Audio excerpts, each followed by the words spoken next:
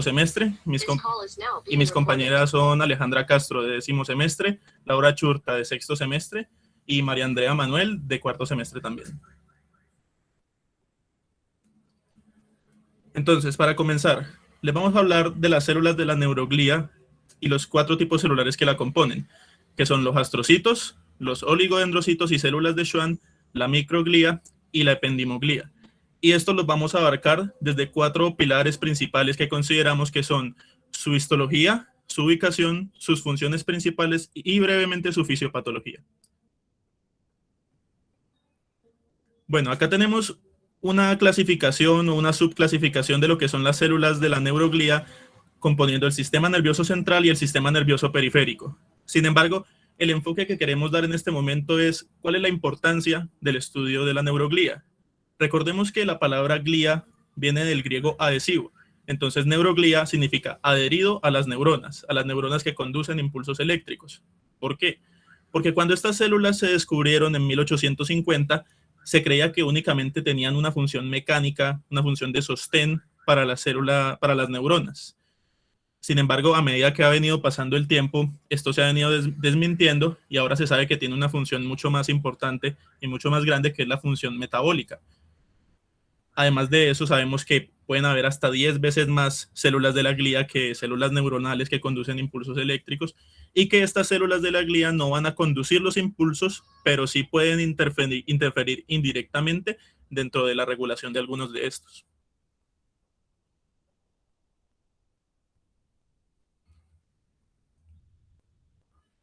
Y bueno, para comenzar, vamos con la astroglía.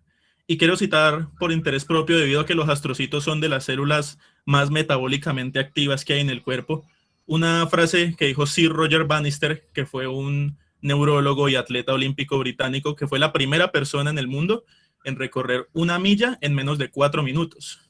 Y después de que consiguió esta hazaña, en la entrevista él dijo: es el cerebro, no el corazón o los pulmones, es el órgano definitivo, haciendo referencia a que el sistema nervioso y sus capacidades pueden interferir en una sobreexcitación para aumentar las capacidades de otros sistemas del cuerpo.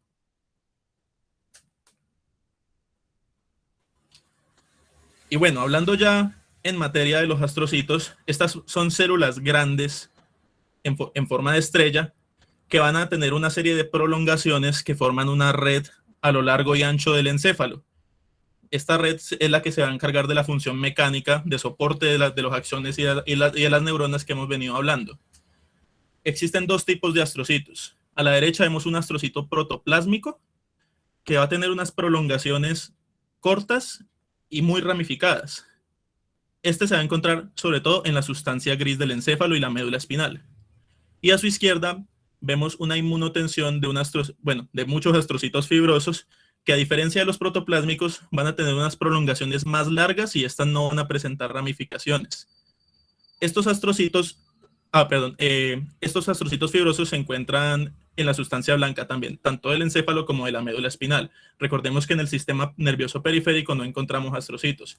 Y cuando los queremos ver, estos no se pueden ver en preparaciones de rutina con tinciones de hematoxilina y eosina. Entonces, la mejor manera de divisarlos es una inmunotinción o una inmunohistoquímica.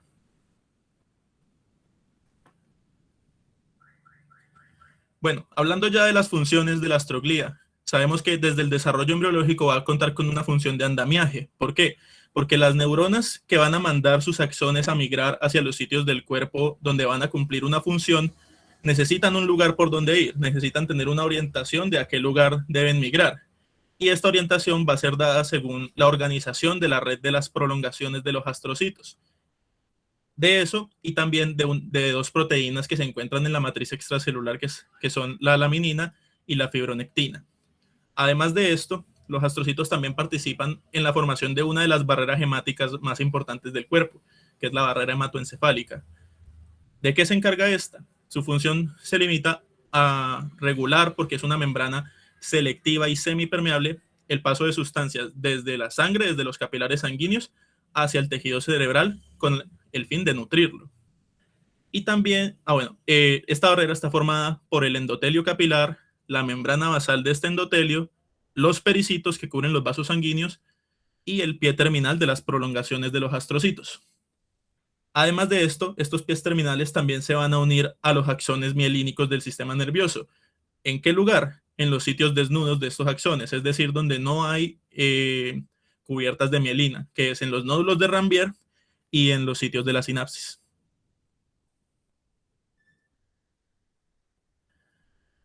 Otras funciones de la astroglía.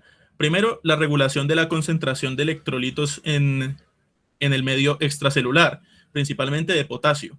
Esto se debe a que en su membrana tienen una cantidad bastante abundante de tanto de bombas iónicas como de canales de difusión simple. ¿Cuál es el fin de la regulación del potasio extracelular? Pues que según las necesidades que tenga la neurona de generar potenciales de acción, entonces el astrocito va a aumentar o a disminuir la disponibilidad de los electrolitos y de carga positiva que tenga esta neurona en su medio extracelular. Y la función más importante que los astrocitos van a tener es su función metabólica. ¿Cuál es? El movimiento de metabolitos desde y hacia la neurona. ¿A qué me refiero con esto? Dentro del astrocito recordemos que se va a producir el aminoácido glutamina. Y este aminoácido va a ser el precursor principal para que las neuronas produzcan GABA y glutamato, que son los neurotransmisores inhibitorio y excitatorio por excelencia. Estos neurotransmisores pues se van a liberar en la sinapsis, pero no todos ellos van a pasar al terminal postsináptico. Algunos pueden quedar dispersos en la hendidura y el astrocito se va a encargar de recaptar esos neurotransmisores, principalmente el glutamato, y en su interior, en su citoplasma, convertirlo a glutamina de nuevo para volverlo a pasar a la neurona y que ésta pueda hacer una síntesis de nuevo del neurotransmisor. A esto le llamamos sinapsis tripartita.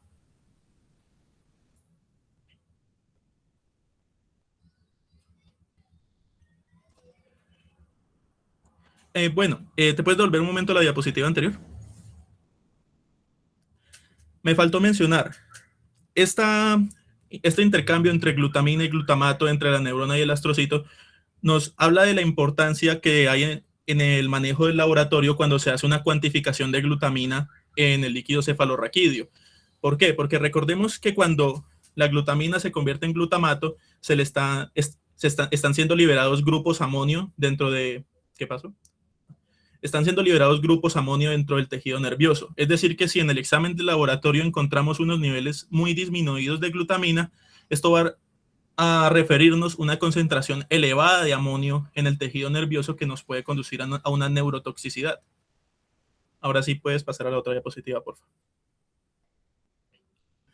Y bueno, para tratar un poco la neuropatía, tenemos dos casos acá enseñados. A la derecha vemos la formación de un astrocitoma fibroso que, como su nombre lo indica, es la proliferación de células benignas o malignas, astrocitos de características fibrosas, y estos conforman más del 80% de la formación de tumores encefálicos primarios en los adultos, es decir, tumores que se forman en el encéfalo y se quedan en el encéfalo.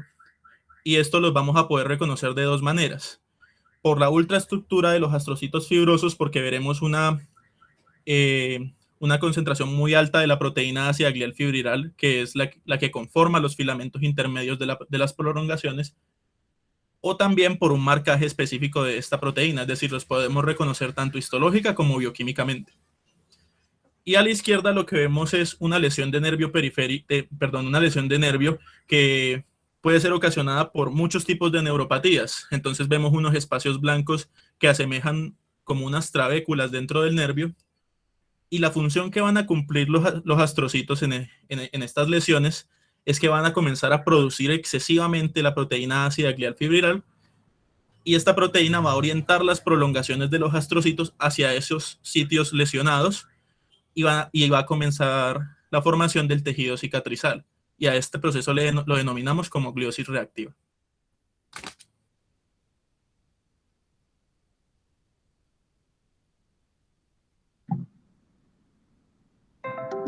Bueno, para hablar de la microglía, hay que saber que estas células son las gliales más pequeñas, que se encuentran en todo el sistema nervioso central y mayormente a lo largo de los capilares. Estas están representando el sistema inmune, cumpliendo funciones de fagocitar microorganismos invasores, eliminar bacterias, células lesionadas Y también estas células son las primeras en reaccionar ante una lesión, por lo que están cumpliendo un papel importante en la inflamación. En esta imagen, en la parte más izquierda, se puede observar a una microglía inactiva, puesto que está presentando prolongaciones citoplasmáticas. En cambio, en la que está al centro, observamos que es una microglía activa porque adoptó una forma ameboide y significaría que está secretando sustancias neurotóxicas y neuroprotectoras. En la micrografía de la izquierda observamos las prolongaciones de estas células y en la de la derecha podemos observar mejor el núcleo elongado que estas contienen e hipercromático. En la fisiopatología de esta es importante saber que bueno, la activación metabólica es súper importante para el funcionamiento porque conllevan a la secreción de mediadores neurotóxicos y neuroprotectores ante una inflamación y reparación tisular.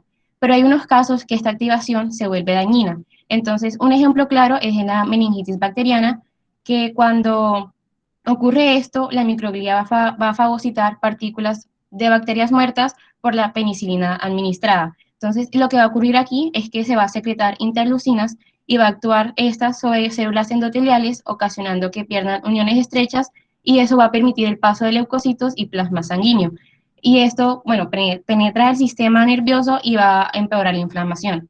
También estas células se pueden ver implicadas de forma relevante en enfermedades neurodegenerativas como el Alzheimer y como la demencia ocasionada por el SIDA. Bueno, la ependimoglía hay que saber que está constituida por células cúbicas con una superficie apical que está cubierta por cilios y microvellosidades. Las paredes laterales de estas contienen uniones sucluyentes y estas células se encuentran recubriendo ventrículos del cerebro y del conducto central de la médula espinal. Hay tres tipos de estas y está en los ependimocitos, los tanicitos y las células epiteliales coroideas. De los ependimocitos podemos decir que se encuentran revistiendo los ventrículos del encéfalo y del conducto central de la médula espinal. Están en un contacto con el líquido cefalorraquídeo y están unidas entre sí por complejos de unión que, bueno, son similares a los de las células epiteliales, pero aquí no hay una zona de inclusión. La función de los ependimocitos es de absorción porque al ellos tener cilios, el movimiento de estos va a facilitar la circulación del líquido cefalorraquídeo dentro de cavidades cerebrales y por el conducto central de la médula espinal. De la histología de estos se puede decir que tienen una forma cilíndrica las células y están conteniendo en su citoplasma una gran cantidad de mitocondrias y de ácidos filamentosos intermedios. De los tanincitos podemos decir que se encuentran revistiendo el piso del tercer ventrículo. Y bueno, estas células poseen prolongaciones largas que están pasando entre las células de la eminencia media y van a ubicar sus células basales sobre los capilares sanguíneos. De estas células se cree que la función es de transporte de sustancias químicas desde el líquido cefalorraquídeo hasta el sistema portal hipoficiario. De la histología de esto se puede decir que son células cuboides o cilíndricas bajas, que se caracterizan porque poseen unas prolongaciones basales largas que están atravesando las células de la eminencia media. Las células epiteliales coroideas están cubriendo las superficies de los plexos coroideos y están cumpliendo con la función de participar en la formación y secreción de líquido cefalorraquídeo desde los plexos coroideos.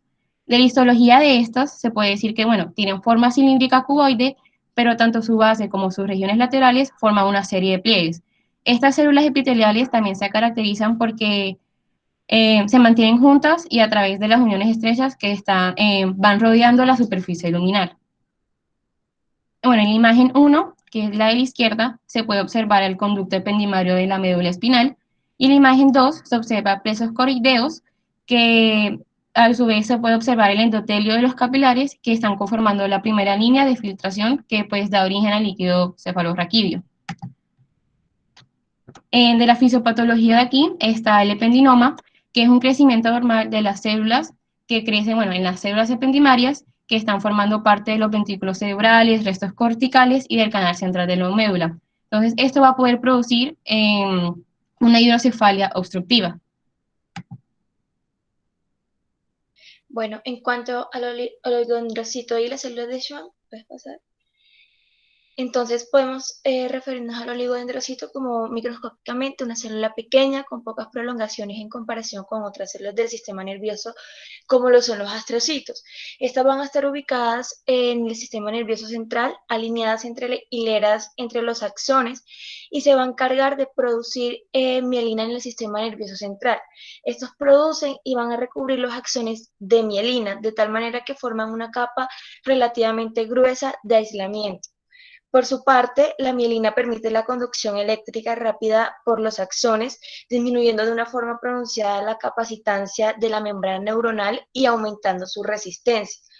A diferencia de las células de Schwann, como ya lo voy a explicar, los oligodendrocitos pueden producir varias vainas de mielina y esto se debe a que la membrana del oligodendrocito se envuelve en ella misma en múltiples capas en torno al axón. Asimismo, debemos recordar que los axones expresan un alto índice de canales de sodio, los cuales son activados por el voltaje en los nodos de Rambier. Estos nodos, recordemos que son pequeñas interrupciones de mielina entre cada segmento mielinizado, lo cual va a permitir la regeneración del potencial de acción. Bueno. En cuanto a la fisiopatología, entonces es importante tener en cuenta que aunque en el sistema nervioso central los principales componentes químicos de la mielina son diferentes a los componentes de la mielina del sistema nervioso periférico, en ambos se van a encontrar proteolípidos hidrofóbicos que se comportan como aislantes. Así que de tal forma la destrucción de la vaina de mielina puede generar un intenso déficit de la velocidad de conducción nerviosa y diferentes déficits motores y sensitivos, los cuales van a ser muy característicos de la esclerosis múltiple. Entonces, como estamos viendo en la imagen, vemos un nervio normal en donde está recubierto por mielina, están las interrupciones que son los nodos de Rambier y en la imagen de la derecha se encuentra la mielina destruida y esto es lo que va a ser muy característico de la enfermedad como tal. En cuanto a las células de Schwann, podemos ver que se encuentran en nervios periféricos y acompañan a los axones de las neuronas del sistema nervioso central. Su función, al igual que el oligodendrocito, va a ser la formación y recubrimiento de mielina en los axones, solo que este va a ser en el sistema nervioso periférico. Estos van a formar una vaina de mielina que cubre un segmento de un axón de forma individual de las fibras del sistema nervioso periférico, pues desde su segmento inicial hasta sus terminaciones. Entonces, importante para tener en cuenta, para recordar, entonces lo podemos dividir en el sistema nervioso central y en el sistema nervioso periférico. En el sistema nervioso central encontraremos los oligodendrocitos, que estos, como ya mencioné anteriormente, pueden mielinizar varios internodos de distintos axones y esto se va a deber a que la membrana del oligodendrocito se va a envolver en ella misma en múltiples capas en torno al axón. En cambio, en el sistema nervioso periférico vamos a encontrar pues, a las células de Schwann y una célula de Schwann puede mielinizar solo un internodo de un axón. Y aunque esto pasa, varios axones amielínicos pueden estar envueltos por una sola célula de Schwann. Algo que tienen en común ambos es que contienen proteolípidos hidrofóbicos que se comportan como aislantes. ¿Ya? Entonces, pues acá como ven, es la bibliografía que utilizamos y pues muchas gracias. A continuación, vamos a realizar un Kahoot para ver qué tanto fue entendido el tema. Bueno, a mí me gustaría antes de que vieran el caso que tenemos invitado al doctor Miguel Ruiz, profesor titular de la universidad. Miguel ha sido una persona que ha trabajado en forma importante ya durante casi 25 años en neurociencias y en especial en todo lo que es la neuroanatomía. No sé si Miguel quiere hacer algún comentario, contarnos algo de cómo ve usted la neuroglía y el sistema nervioso.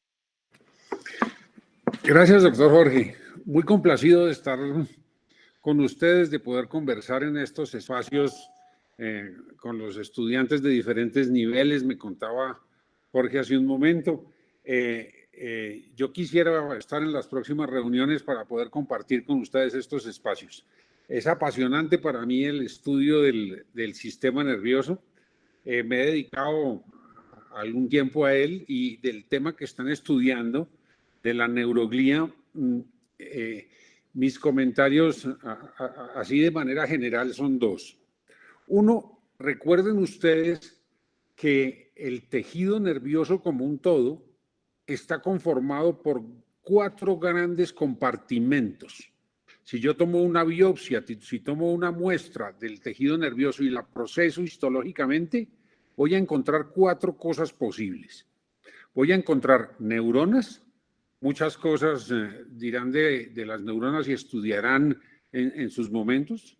Puedo encontrar células gliales que son pues astrocitos, fibrosos o protoplasmáticos, oligodendrocitos. Acuérdese que oligo es poco, dendrón es prolongación, entonces un oligodendrocito es una célula con pocas prolongaciones. Microgliocitos, acuérdense que los microgliocitos son células pequeñas, micro es pequeño, cito es célula. Eso dentro del compartimento glial. Encuentran otro compartimento que se llama el compartimento vascular, los vasos sanguíneos, las arterias y las arteriolas, las venas y las vénulas. Y encuentran un último compartimento que es el espacio intercelular, el espacio que se encuentra por fuera de las neuronas, por fuera de las células gliales y por fuera de los vasos sanguíneos. Pero si recuerdan ustedes que esos 4 compartimentos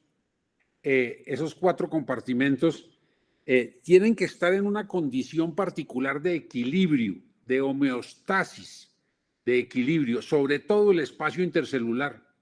Y eso en razón a que el lenguaje que utiliza el sistema nervioso son los cambios eléctricos expresados en milivoltios por el paso de iones a través de las membranas celulares. Cuando esto ocurre así, la cantidad de iones, la concentración de los diferentes iones, tiene que estar en un equilibrio tal que si se desordena ese equilibrio, pues el lenguaje se daña y la comunicación entre las diferentes neuronas cambia. Una consideración. La otra es que, como mencionaron hace unos momentos, los neurotransmisores que van del botón presináptico al botón postsináptico en la hendidura sináptica son metabolizados por las células gliales, por los astrocitos.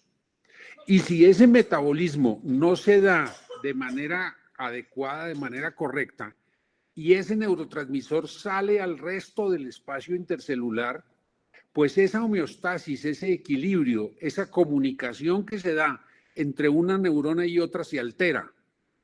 Entonces, esas variaciones son muy sensibles al real funcionamiento del sistema nervioso.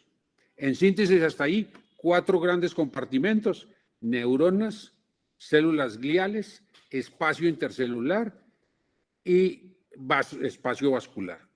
Y ese espacio vascular en el sistema nervioso también tiene una condición particular muy especial, que es la barrera hematoencefálica. Y esa barrera hematoencefálica también interviene en el mantenimiento de esa homeostasis, de ese equilibrio. Ese tema es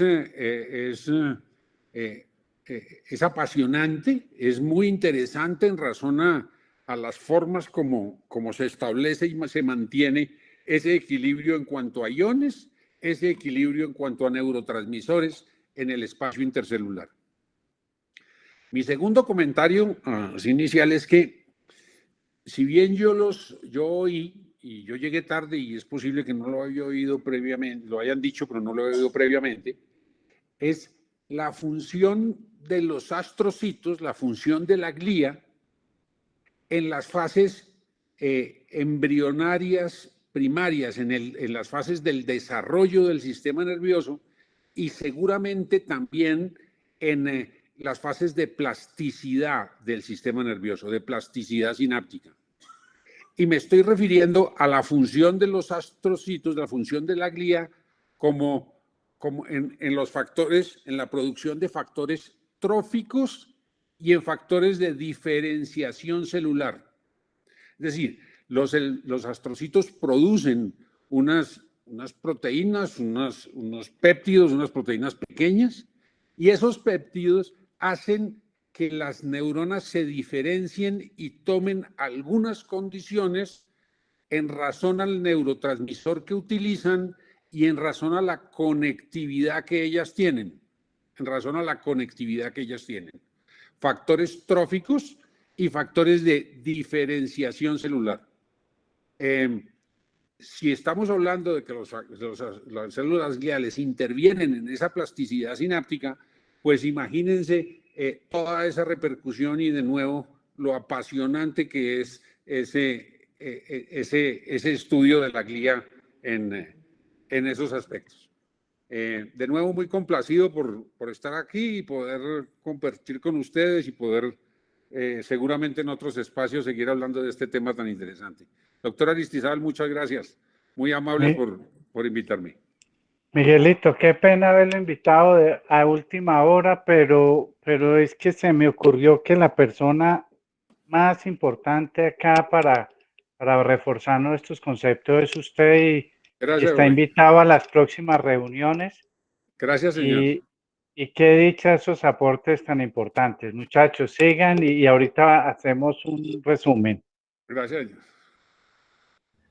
señor. Bueno, entonces tenemos un Kahoot preparado sobre lo que dijimos en la exposición. Ya lo voy a presentar.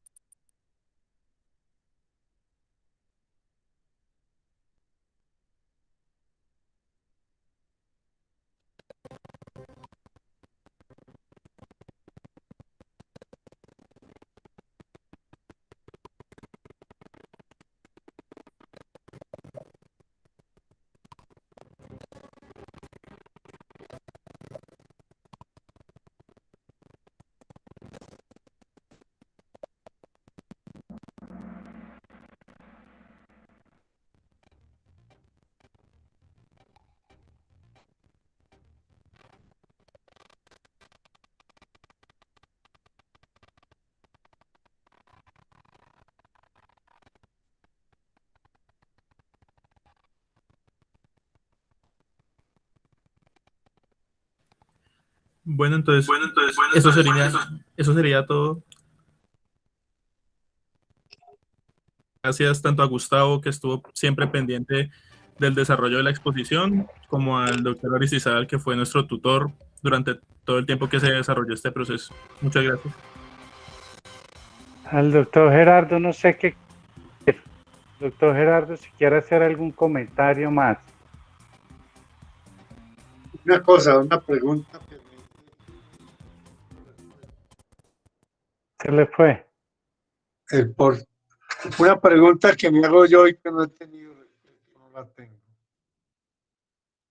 Si el porcentaje de glía es tan grande respecto al número de neuronas, ¿por qué sabemos tan poco de la glía?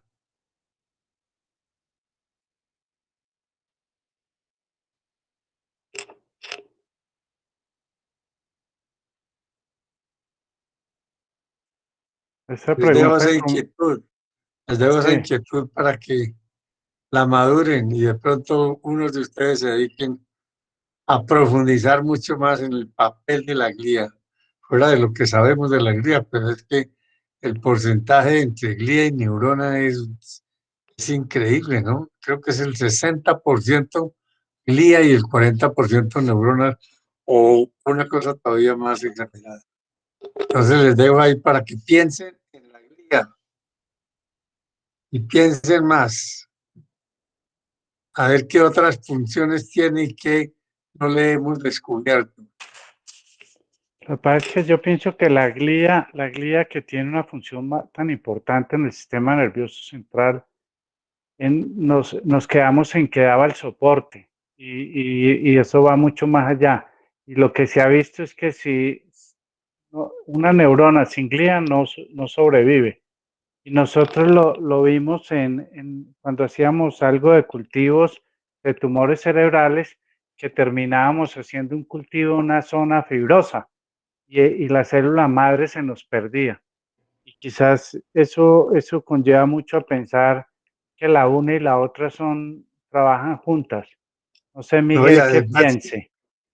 además que la glía pues tiene el papel nutricional, o es el transporte de glucosa y oxígeno a la célula, a las neuronas.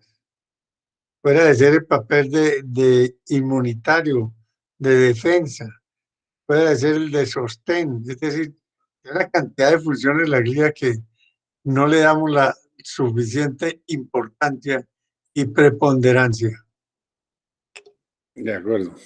¿Y cuándo van a ver la neurona? ¿Cuándo comienzan a mirar? La neurona se vio en la charla pasada.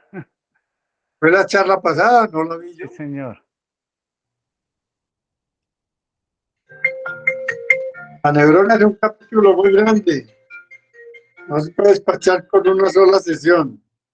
Sí, lo que Aló. pasa es que el tema es muy grande. Miguelito, ¿qué opina de la pregunta del doctor Gerardo? ¿Usted qué comentario quisiera hacer? Disculpe, disculpe un segundito, que estoy aquí en una reunión. Un segundito, ya te contesto. Aló, Jorge. No, es cierto que llama especialmente la atención, como dice el profesor Aristizábal, de esa proporción. Yo había leído la proporción, o la que yo recordaba era de casi de 10-1. Hombre, muy triste. Casi de 10-1. Y ya se han mencionado ese poco de funciones y seguramente tengan otras. Es claro que históricamente apareció como esqueleto, como andamio, como soporte, pero ya hemos mencionado No esas. es el cierre del programa, sino el cierre de las admisiones para este semestre, porque no sé, Ya habíamos hablado de las otras, no, de factores tróficos, de factores de diferenciación, de factores metabólicos, de metabolismo de neurotransmisores, de transporte de glucosa, de transporte de oxígeno, de cicatrización de la mielina del sistema nervioso central. Bueno, de toda la barrera hematoencefálica con los tanincitos y con las células que envuelven los conductos ependimarios. Y tiene que haber muchas otras más, tiene que haber otras más que no conocemos. Es apasionante de verdad conocer un poco más de lo que ocurre con la glía, Jorge. Yo no sé si me dejan, yo les comparto una diapositiva y les muestro una cosa para también, como dice el doctor Gerardo, ponerlos a pensar. No sé si los del grupo me dan permiso que les comparta algo. Claro que sí, doctora, adelante. Claro, doctor. Bueno, ustedes que se meten en este tema y que cada vez van a tener, como que van a profundizar, una inquietud muy grande que a mí me da siempre es que cuando ustedes cogen la torta de los tumores, y es lo que ustedes van a ver, ustedes ven que la parte más grande de la torta son de tumores que están relacionados con lo que hablamos hoy. Y si uno coge 100 tumores del sistema nervioso, ustedes pueden decir que 50 son tumores de origen glial. O sea que los gliomas son los tumores más frecuentes que ustedes van a ver primarios del sistema nervioso central. El segundo lugar se lo llevan los meningiomas. Se dice que los meningiomas son más o menos el 30% de los tumores cerebrales que nacen de una capa distinta. Y el 15% se los llevan los adenomas de hipófisis. Entonces, si uno ve la torta, a uno le llega un paciente y lo más seguro es que tenga un glioma, un meningioma o un adenoma de hipófisis. Metamos en los gliomas. Si a uno le llega un paciente con un glioma, el 50% son glioblastomas. Y uno tiene que pensar en qué edad tiene el paciente. ¿Cuándo veo yo ese paciente? Si es un muchacho joven, un adulto o ya es una persona mayor. Y cuando yo me voy a estudiar ese 50% que son gliomas, ya veo que la mitad son glioblastomas. Pero me quedan el resto que son los astrocitomas, los oligos, los ependimomas. Y ustedes ven cómo se distribuye la torta. Es por eso que es esencial esta charla de hoy. Es muy importante cuando ustedes se van a enfrentar a los pacientes. Básicamente esa cosa les quería contar. No sé si tengan algo más o les pueda mostrar los casos de la semana. Primer caso de la semana. Este niño llegó ayer, recién nacido, con un diagnóstico de un meningocele occipital. Y cuando uno lo ve, esto no hay herniación de tejido neural por ahí. Esto se llama una banda amniótica. Y eso es que el cordón umbilical se enrolla sobre esta zona y genera esta zona cicatrizal. Esto se retira la piel y se sutura. ¿Les llegó el caso? ¿Sí? Segundo caso que les quiero mostrar. Este caso lo operamos hace ya 2 semanas. Es un caso muy bonito. Este niño llegó con una hipertensión intracraniana. Espérese. Perdón un minutico.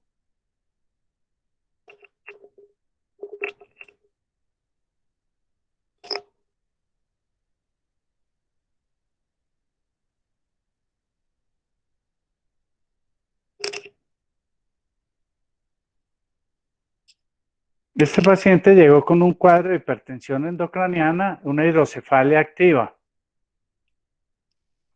Vamos a poner esta en más. Entonces ustedes ven que cuando le hicimos la resonancia, se veía una masa que ocupaba todo el cuarto ventrículo y hacía compresión del mesencéfalo, del puente, y ustedes ven que las cisternas de la fosa posterior están totalmente perdidas. Al uno inyectarle medio de contraste a esta lesión, miren lo que encontramos: un gran tumor intracerebeloso con un quiste asociado. Y miren el tallo cerebral como estaba decomprimido. Y eso generaba la hidrocefalia. Ustedes ven que el cuerpo calloso está elongado y hay una obstrucción de la circulación del cuerpo calloso. Y van a ver una cosa que ustedes la van a observar cuando tienen masas en la fosa posterior, que son las hernias cerebelosas adquiridas. Este paciente tenía una malformación de Arnold-Chiari que es adquirida, que es por la hipertensión en la fosa posterior, se hernia la amígdala cerebelosa, el foramen magno. Estos pacientes vomitan y se mueren, hacen un paro respiratorio, tienen una hipertensión endocraniana y hacen náuseas, vómito y de pronto se murió el niño. Entonces son pacientes que son urgencias neuroquirúrgicas. Nosotros a este paciente le hicimos una tercera ventriculostomía endoscópica y con eso quitamos la hidrocefalia. Y después entramos por una vía retrocerebelosa y resecamos la lesión tumoral. ¿Sí están oyéndome todo, cierto? Sí, señor. Sí, señor. Doctor. Bueno, entonces miren cómo en el posoperatorio, esto es una resonancia posoperatoria, miren los cambios posoperatorios de la recesión del tumor, la cavidad quística que se resecó y cómo se ven cambios del hemostático que uno deja para hacer hemostasia de la superficie. Y ustedes ven que ya se ve el cuarto ventrículo. Miren dónde está ya el cerebelo ya dejó de estar herniado y se empezó a subir. Yo le hago una resonancia a este paciente en 3 meses y ya el cerebelo está en su sitio. Acá se ve recesión total de la lesión. ¿Quieren otro caso o con ese están bien? ¿Dejamos uno para la otra vez o les muestro otro caso? Muchachos, 2 minutos para terminar. Otro caso. Venga, les muestro este caso, que este caso es bien bonito porque es muy complejo quirúrgicamente. Y el doctor Gerardo, que está por ahí, puede decir lo complejo que es llegar a esta zona. Esta niña llegó con un cuadro de un sexto par que era del lado izquierdo. Vamos a ver si me sale, Ruiz. María del Mar. Entonces esta niña llegó con un sexto par del lado izquierdo, del lado derecho, y cuando nosotros le hicimos la resonancia, ustedes ven que hay una lesión en la parte del lóbulo anterior izquierdo del cerebelo. Esta es una lesión que se va contra el pedúnculo cerebeloso superior y miren cómo comprime el puente. El puente le da a uno la impresión de que lo infiltrara y el mesencéfalo alcanza a comprimirlo un poco. Y ustedes ven, a diferencia del otro niño, miren que esta niña no tenía alteración de la circulación del líquido cefalorraquídeo.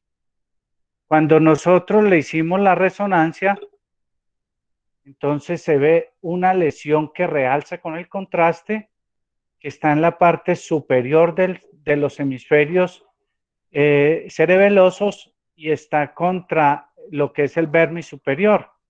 Miren la relación. Esta paciente llegar acá implica subirse por encima del cerebelo y después bajar a esta parte para resecarla. En cirugía nos encontramos un seno venoso acá que nos hizo llorar porque eso parecía el meñique sangrando. Fue muy complejo, pero nos centramos hasta allá. Le resecamos todo lo que más pudimos, no lo pudimos resecar totalmente porque era una zona muy difícil y vimos el cuarto par. El cuarto par sale acá en la región dorsal del mesencéfalo y se va dando la vuelta al mesencéfalo hasta irse al seno cavernoso. Entonces nosotros cuando llegamos y vimos el cuarto par transcurrir, ya dijimos, la sacamos. Y la sorpresa es que cuando le hacemos la resonancia nos había quedado un pedazo. Vamos a ver si acá está la resonancia. Esta es lumbar, no, perdona.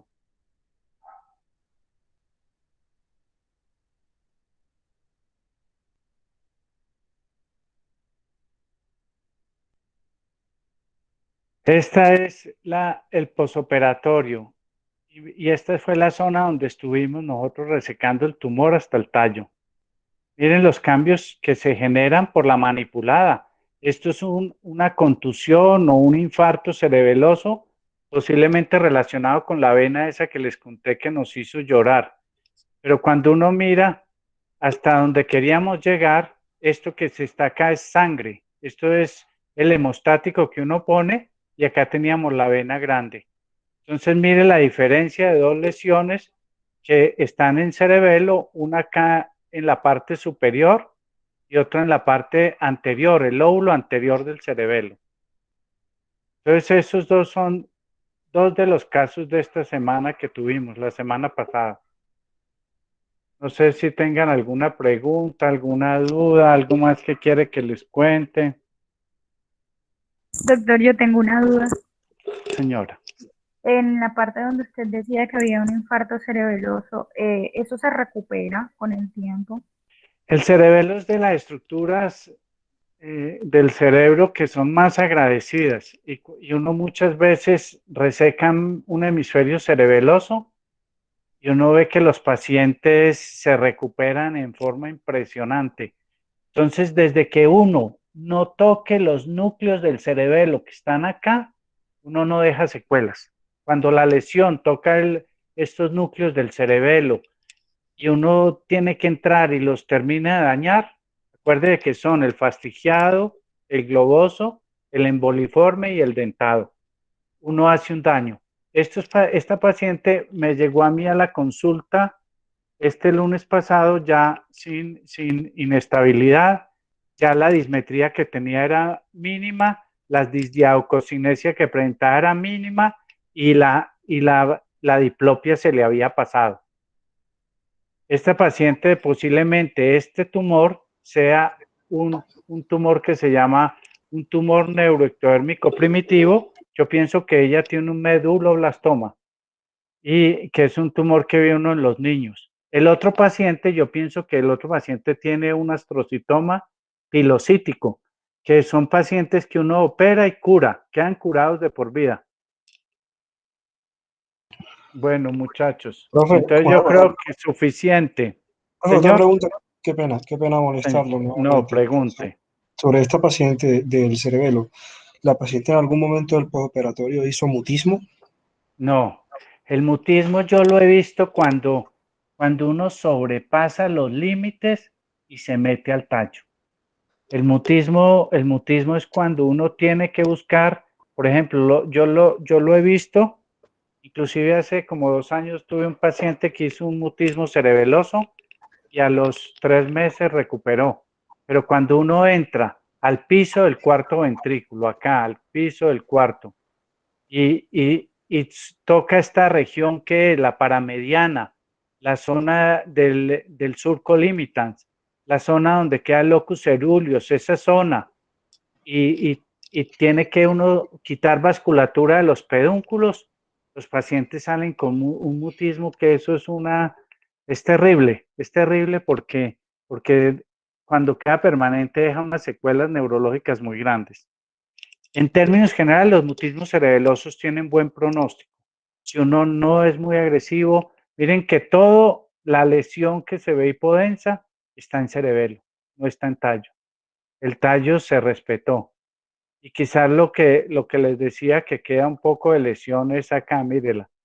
Esta parte de acá nos quedó un pedazo de lesión. Entonces la idea es esperar la patología, si sale un medulloblastoma, ya tenemos la vía de ingreso y se le reseca este pedazo. Si uno deja menos del 10%, es uno de los criterios de buen pronóstico y responde muy bien a la quimio y a la radioterapia. Muchas gracias. No, con mucho gusto. No sé qué más comentarios, muchachos. Yo creo que se nos acabó el tiempo. Estuvo muy buena la presentación. El doctor Gerardo, mil gracias. El doctor Miguel Ruiz, muchas gracias. Y están invitados, Miguelito está invitado a estas reuniones. Gracias, señor, muy amable hoy. Doctor Gerardo, muchas gracias. Doctor Gerardo se nos fue. Bueno, los muchachos, mil gracias por esa presentación tan bonita. Me gustó porque es que son cosas claras. Eso hay que escribirlo en algo para que uno en un mes se le olvida, para estarlo recordando. Pero muy buena la presentación, mil gracias. Muchas gracias, doctor. Gracias, doctor. Gracias. Bueno, Muchas feliz gracias. noche para todos. Una feliz noche. Gracias, La doctor. semana entrante les traigo 3 casitos que tengo por ahí curiosos y buenos para que se acuerden. Muchas gracias, Jorge. Muchísimas gracias, doctor. Muy buena iniciativa. Miguelito, muy buena. gracias. Bueno, señor, Feliz hablamos, día. Jorge. Hasta luego. Chao. Chao.